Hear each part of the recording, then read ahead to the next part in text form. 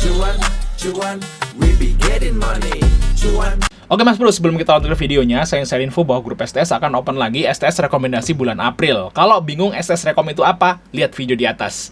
Nah, di sini kita ada dua grup teman-teman ya, grup STS rekom dan STS diskusi. Dan untuk saat ini ada dua bonus teman-teman ya. Bonus pertama yaitu dividen saham di bursa yang udah online. Terus yang kedua adalah rumus saham uptrend, teman-teman. Nah, kita intip dulu STS yang masih jalan saat ini. Nah, video ini saya rekam di tanggal 13 jam 12 siang ya, waktu istirahat teman-teman. Kita di sesi 1 ini di tanggal 13 dapat cuan di GJTL, VTNY, Hoki, terus ada laba, Mesis, Hill, dan Yachts. Ya, lumayan dapat 5 atau 6 tadi ya profitnya. Nah, untuk yang kemarin teman-teman, karena ini masih setengah hari ya, masih ada nanti sesi 2. Nah, ini yang kemarin di tanggal 12 teman-teman. Nah, kita dapat cuan di saham apa aja nih, yaitu BIF ya, BMRI ini swing. Jadi ada menu swingnya, nanti teman-teman pakai tabel khusus. Terus ada Hill, ada IOS, Awan ya, terus Mimik, INDX, Bufa, LPPF, dan KKGI. Lumayan kita dapat 8 atau 9 untuk di tanggal 12. Nah, kita cek untuk bonusnya teman-teman. Nah, ini adalah penampakan dari bonusnya teman-teman. Perkiraan dividen saham di bursa di tahun 2025. Karena ini masih sampai bulan Desember, jadi baru kepake 1 bulan nih guys ya, Februari dan Maret. Jadi masih ada banyak banget nih yang belum kepake teman-teman. Dan di sini langsung update ya untuk harganya. Ini langsung online update ya, teman-teman. Ini yieldnya itu adalah yield yang update teman-teman ya, karena ini udah online seperti itu teman-teman. Langsung download aja di grup STS Rekom tadi.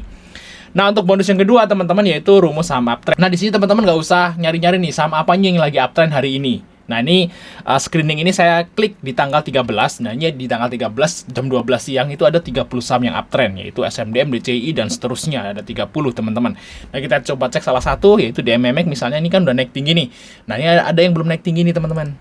Nah, ini saham-saham yang uptrend nih hari ini. Nah, di MMX teman-teman ya, ini uptrend ya. Jadi teman-teman gak usah khawatir nih, gue mau trading saham uptrend nih sama-sama apa aja ya, tinggal klik aja, itulah saham-saham uptrend di hari ini. Oke, kita lanjut ke videonya teman-teman. Dan apa sih penyebab dari market kita yang drop saat ini?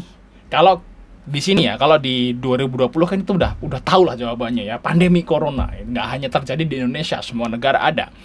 Nah, khusus di tahun ini, guys ya, tahun ini khusus di Indonesia, teman-teman. Khusus di Indonesia untuk tahun ini. Di indeks lain itu nggak separah ini turunnya, bahkan banyak hijau di negara yang lain.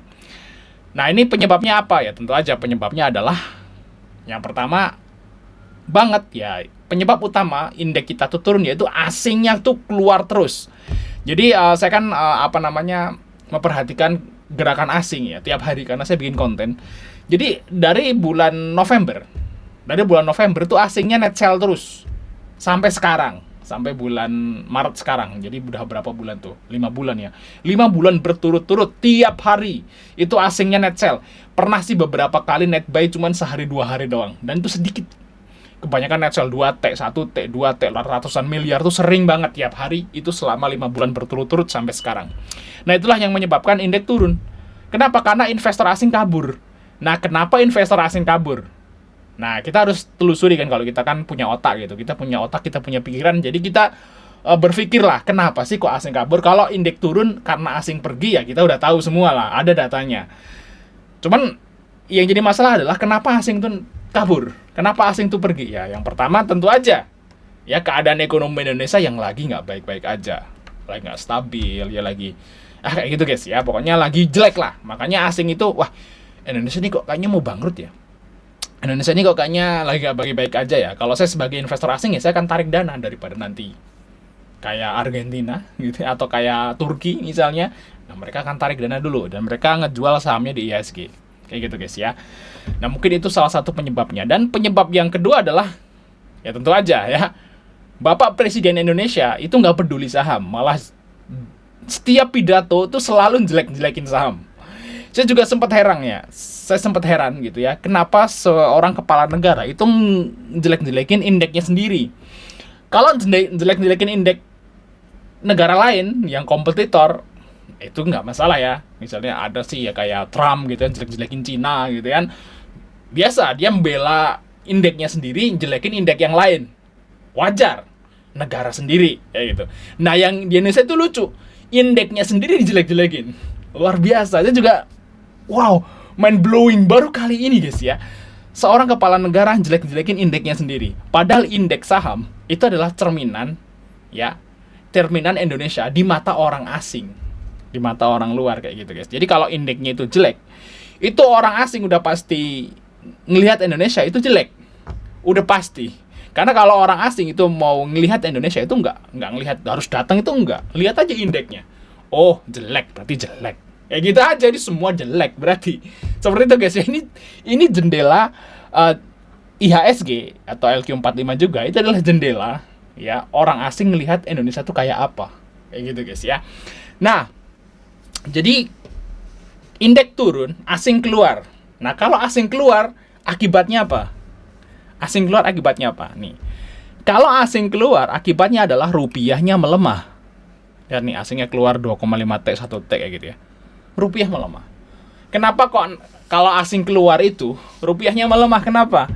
Ya karena dia menjual rupiahnya, tukar ke uang dia. Nah, saya kasih asumsi seperti ini ya. Saya kasih jelasin sedikit teman-teman ya. Jadi kalau indeks kita naik, itu biasanya asingnya masuk. Nah, kalau asingnya masuk, otomatis apa? Orang asing kalau mau beli saham di Indonesia, itu caranya gimana sih? Caranya adalah nukerin duit mereka, tukar ke rupiah, baru beli sahamnya. Nah, berarti kalau orang Jepang ya nuker yen mereka jadi rupiah. Kalau orang Eropa ya nuker euronya dia ke rupiah. Kalau orang Amerika ya nuker dolarnya dia ke rupiah. Baru dia beli saham, investasi di Indonesia kayak gitu, guys. Nah, saat itu terjadi, berarti rupiah kan menguat. Karena rupiah dibeli, rupiah ditukar, rupiah diambil. Rupiah akan menguat. Dan sebaliknya, kalau orang asing yang dari Indonesia invest di Indonesia atau keluar, otomatis dia akan ngebuang rupiahnya, ditukar ke duitnya dia. Ya kayak gitu. Nah, otomatis saat rupiah dibuang akan melemah. Jadi kalau IHSG-nya turun, itu udah pasti rupiah akan melemah. Kayak gitu guys ya, itu korelasinya. Dan kalau rupiah melemah, artinya apa sih? Biaya impor itu akan naik tentunya. Karena rupiahnya melemah. Contoh misalnya nih, impor gula. Ya, karena Pak Presiden bilang yang IHSG turun nggak masalah, yang penting bahan pangan aman. Ya gitu ya. Nah, faktanya adalah sebagian besar bahan pangan di Indonesia itu masih import, guys. Ya, beras import lah. Ini guys ya, beras import. Percaya nggak sih kalau beras import, guys? Nih. Ini error nih.